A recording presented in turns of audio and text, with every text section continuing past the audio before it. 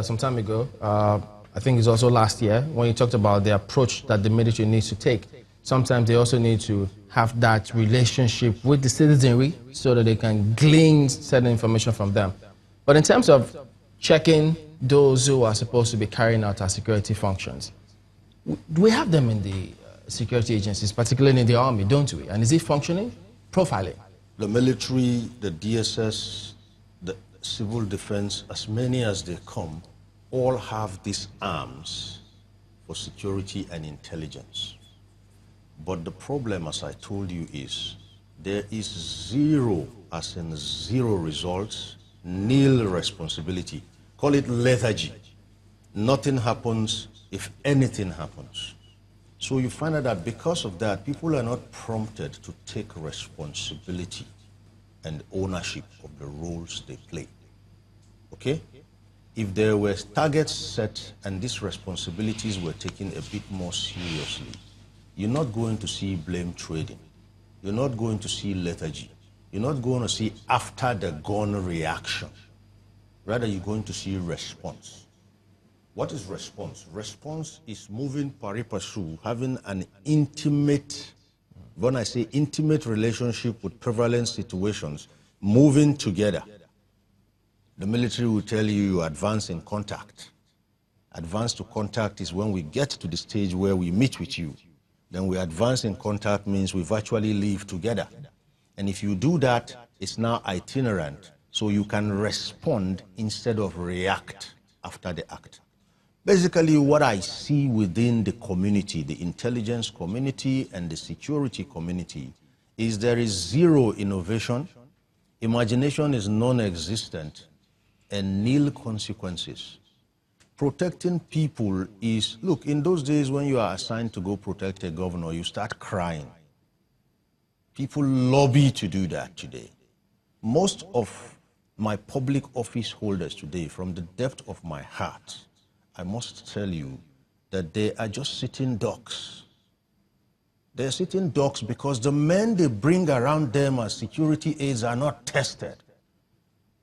Do a profile of him. How much trigger time has he? Where did he cut his teeth? Most of them just wear very expensive suits. They are well dressed.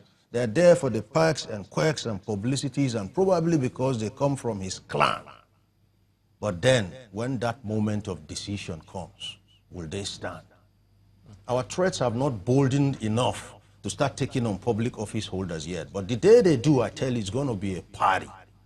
In other words, it goes beyond them just harassing the citizens out there, running them out of the streets, which is what we see them do. That's backyard business you are doing. You really have no business with those people. They are not really your concern. When you say consequences, what specifically should we be doing? Let me tell you something. If I called you now and I said, Chamberlain Uso, that's my own way of doing it. I'm assigning you to protect Neota Egbe.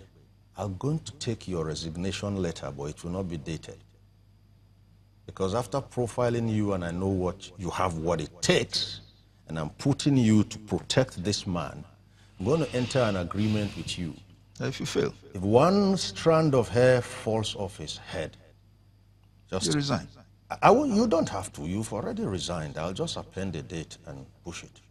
We will have that agreement documented, because I'm not sending you there to go and compete with him in suits and ties. I'm sending you there to make sure he is intact. The same happens to your community.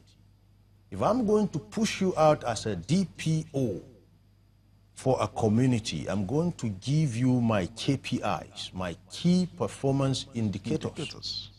And if you don't toe the line, I'm going to take you out of that place, whether you like it or not. Because ultimately, what I want is a secure community. And I'm going to actually write your report based on not what you tell me, but what the citizens say. You are the product, they are the consumers. But then, who best to ensure that these things go beyond paper, but in practice, other than number one citizen? The commander-in-chief. The commander-in-chief. The buck stops on the commander-in-chief's table. You'll conclude your point. Yes, that's why. Pardon? No, he was going to conclude. The buck stops on his table. The primary duty of government is to protect lives and property. And the moment you fail, calling for resignations or sack, it's not out of mischief. It is to make people sit up. Government and governance is not a joke. It's not a tea party. It's not like running your private business. You can run your private business aground, but you don't run government aground. So the moment you fail to meet up with the primary responsibility for which that authority has been constituted and handed over to you, somebody has to pay dearly for it. Lives are being lost. And I keep talking about premium on life. So the commander-in-chief has to explain to us why people are dying, why 110 have been taken, when we bent so backwards to remove the former commander-in-chief who failed to protect the Chibok girls. We brought you in and said, protect us. And now you have failed to protect the Dapchi girls. Hello, sir. With all due respect, please resign.